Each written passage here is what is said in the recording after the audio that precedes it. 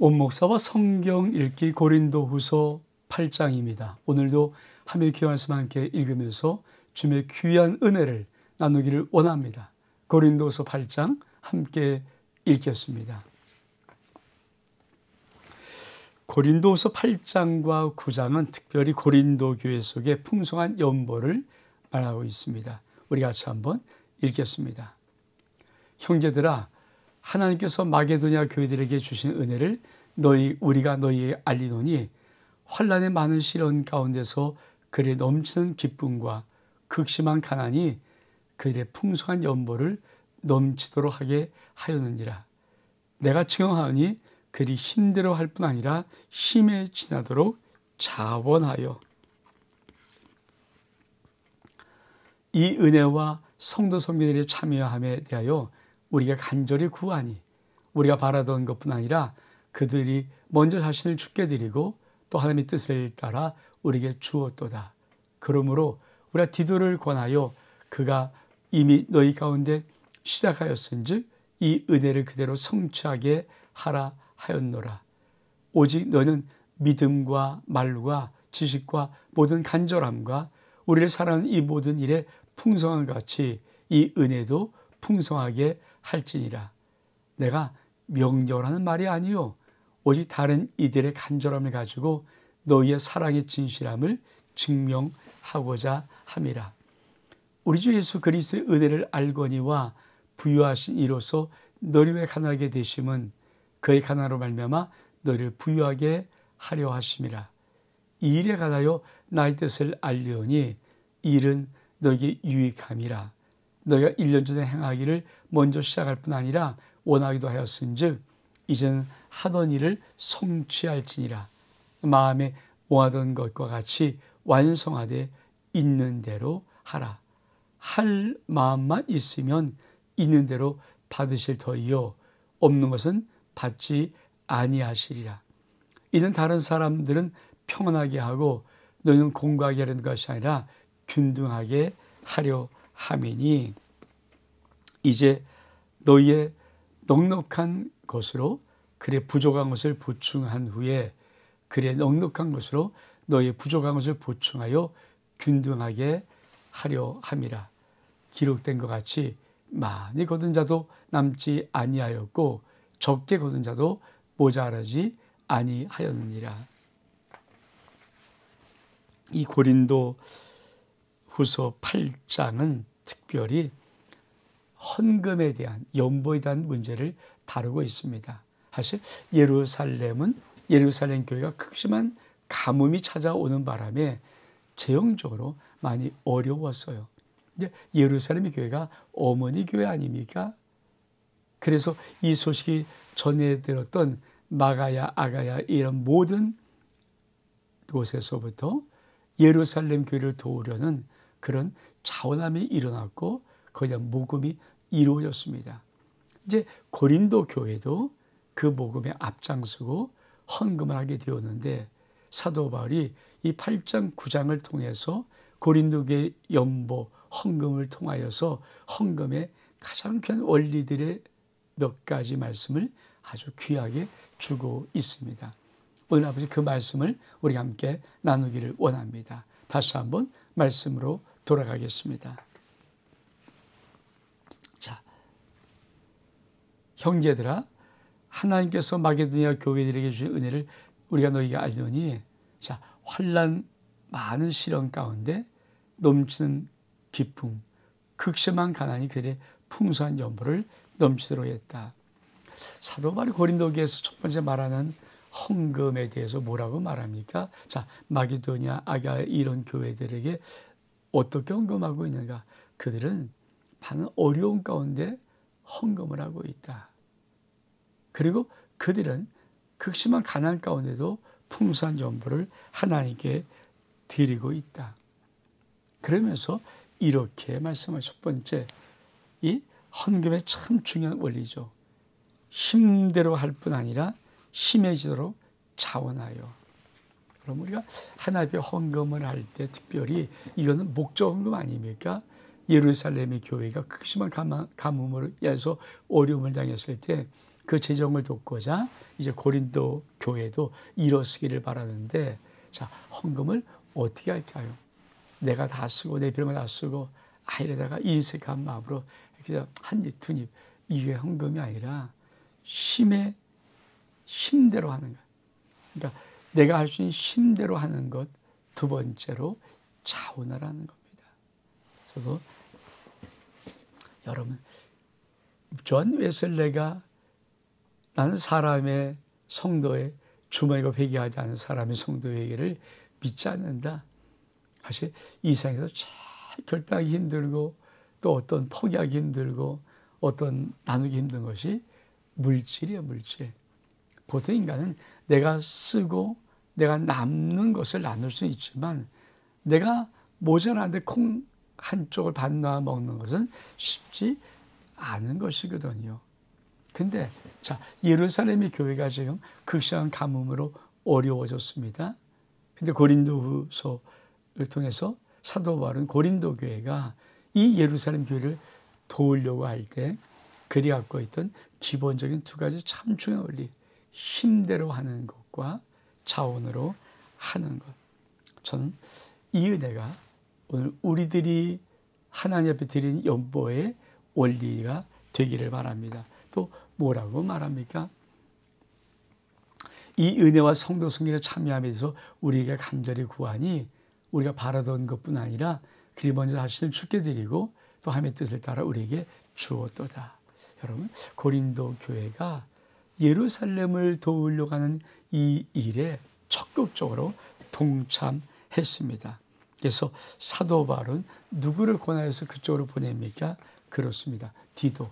그러므로 우리가 디도를 권하여 그가 이미 너희 가운데 시작하였은즉 이 은혜를 성취하라 하였노라. 디도에게 그렇게 고린도 교회의 마음이 아름다우면 잘 이것을 끝내라라고 말했다는 것입니다. 그러면서 다시 한번 이렇게 말합니다. 오직 너희의 믿음과 말과 지식과 모든 간절함과 우리를 사랑하는 이 모든 일에 풍성할 것이 이 은혜도 풍성하게 할지니라. 그러면서 내가 절대 명령으로 하는 말 아니다. 오직 다른 이들의 간절함을 가지고 너희 사랑의 진실함을 증명하고자 합니다. 여러분, 헌금을 명령할 수 있나요? 없어요. 헌금은 감동받은 대로 하는 것이고 진실함으로 간절함으로 하나님 앞에 내 사랑이 얼마큼 하나님 앞에 올바른 것인가를 증명하는 것입니다. 그러면서 우리가 왜 헌금할 수 있는 가장 기본적인 기초는 무엇인가? 고린도서 8장 9절의 말씀, 우리 주 예수 그리스도의 은혜를 알거니와 너희가 알거니와 부유하신 이로되, 우리 주는 부유하신 분이신데 너희를 위해서 가난하게 되심은 그의 가난으로 말미암아 너희를 부유하게 하심이라. 우리가 하나님의 헌금할 수 있는 가장 큰 원리가 뭘까요? 예수님의 공로입니다. 예수님의 가난하심의 원리. 그는 원래 하늘의 나라의 왕자, 하나님의 아들 아닙니까? 모든 걸 가지신 그분이 모든 걸 버리고 이 땅에 내려와서 가장 가난한 삶을 사셨습니다. 태어날 때 말교에서 나셨고 죽을 때는 묘실조차 없는 남의 묘실을 빌려서 들어갈 수밖에 없는 그런 모습으로 이 땅을 사셨지만 성경은 뭐라를 말합니까? 그의 가난하심에 부유하신 자로서 가난하게 되심의 그 공로가 너희를 부유하게 한다는 축복으로 임한다는 것입니다. 저는 우리 주 예수 그리스도의 가난의 공로가 우리 가운데 그대로 부유함의 축복으로 이어지는 은혜가 있기를 주의 이름으로 축복합니다. 그러면서 사도 바울은 또 무엇을 말합니까? 자, 너희는 이제 하던 일을 성취할진대 마음에 원하던 것과 같이 완성하되 있는 대로 해라. 할 마음만 있으면 있는 대로 받을 것이고 없는 것은 받지 아니한다.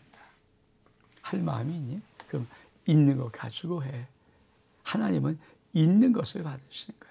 없는 것 받지 않아. 억지로 할 필요 없어. 이 말이고요.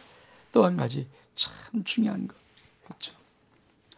이는 다른 사람들은 평안하게 하고 너를 공고하게 하는 것이 아니라 균등.